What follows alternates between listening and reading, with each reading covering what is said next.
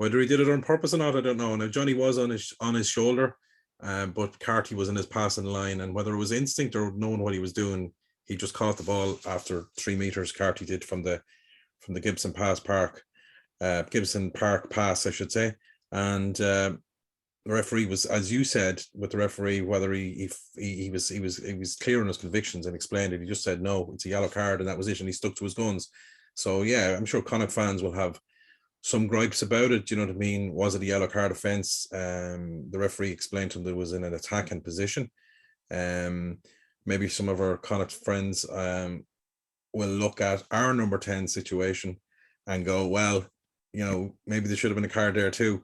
But as I said, the referee was clear on what he wanted to do, and it was good thinking by Gibson Park, as I said, who didn't have a great game.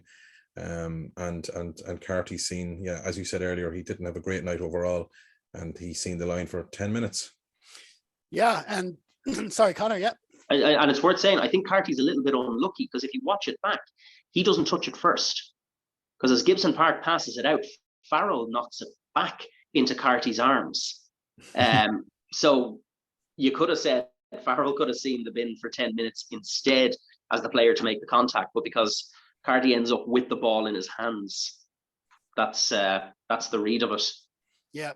And, we hear all this talk about we want to speed up the game or whatever. And like we say, when the ref makes a quick decision like that, it's definitely going to help towards that, if nothing else. But I think the fact of the matter is, like, after last week, we were saying when Deegan had his yellow card and we actually had possession, I think the stat came out 9 minutes, 36 seconds of the time.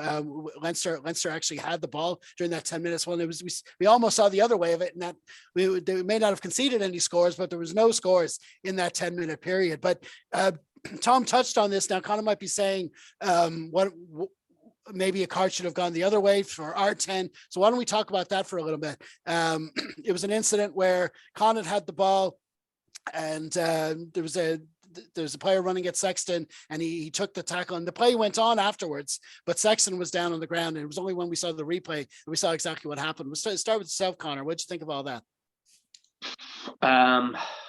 I think if there wasn't a directive starting yesterday for TMO involvement and how much TMOs should or shouldn't be involved, I think that the referee may have been asked to have a second look at that, because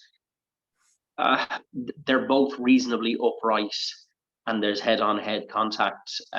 So yeah, there's probably a fair call for it to certainly have been looked at, and potentially either colour card. Now, the fact that the Connacht player takes no injury in it, and that's great, and you don't want to see players getting injured, that may have something to do with the fact that he was straight back up on his feet and playing on as quick as he could.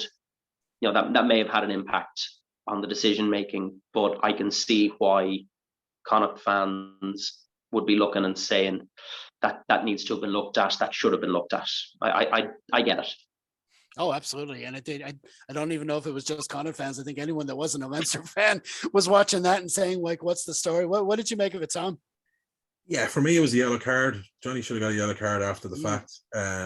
My rationale for a yellow is just something on the referees, how they've explained it. I don't think Johnny was a dominant tackle, which they seem to take into a factor. He had the height, but it wasn't a power tackle. He was sort of soaking it.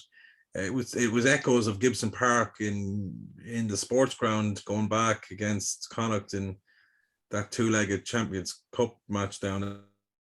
He caught somebody as well and didn't see the line. Look, yeah, I think Connacht fans can feel aggrieved. It should have been looked at. Johnny's obviously come out worse for wearing it with could be a fractured cheek and could be out for a few weeks. And with Charlie Natsai limping off, which hopefully was cramp. I thought it was his hamstring. I'm just talking about injuries overall. I thought it was hamstring, but looking back at the game, and maybe it's just cramp and they took him off precautionary, given the situation with Henshaw. So I'm hoping that's okay. But Johnny could be out for a few weeks. But for me, it was the yellow card. Just going on the rationale, I've heard referees explaining this year.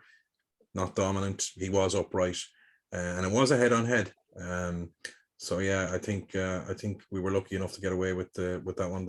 In my opinion, anyway, we were lucky enough to get away with 10 minutes in the bin there.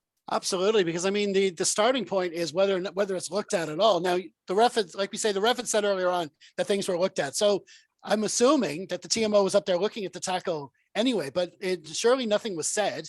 I didn't hear. I don't know if the Connacht players who were complaining to the ref about it was asking what it looked at. I mean, the focus seemed to be. I mean, the focus from us as Leinster and Ireland fans, the focus even of the commentary team was on the Sexton injury, that he was going off, and of course we're all thinking of matches down the line and his availability for that. And you're thinking, I mean, it's natural to think that, but I mean. And it would have been unusual for him to go off injured and be injured on the sideline, but then to get a yellow card or a red card. But it can be done, and that's the way it's supposed to work. And of course, if it was a yellow card, we wouldn't have been able to replace him in that moment for 10 minutes, and it would have been all those implications as well. But I think it could have been.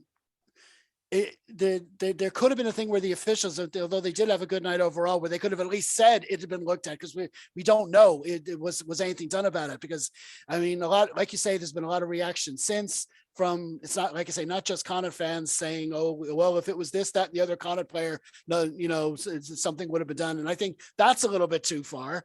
I don't know. I don't know if it's that exclusive bias towards one particular team, but it was just unusual that it was an unusual situation because he got the injury. And he does have form in this area. He does tend to, he backs himself to stand up into these tackles. Very unusual for tens to be so eager to back themselves, but he definitely does. He stands up for these tackles. It's been the same over the years. We've seen it before. But the thing about that, if you're going to commit to that, you've also got to take the consequence if it goes wrong. And it was definitely worth looking at. Like you say, it could go one way or the other, whether it's dominant or who's absorbing what, who's staying high for the hit and what's going on. We didn't even get to that stage with this, I think, is the point. And I think as Leinster fans, I just was hoping we'd have a forum where the three of us would just all agree. At least it was definitely a situation worth looking at. We're not thinking, oh God, it wasn't a tackle at all. He's grand. What are we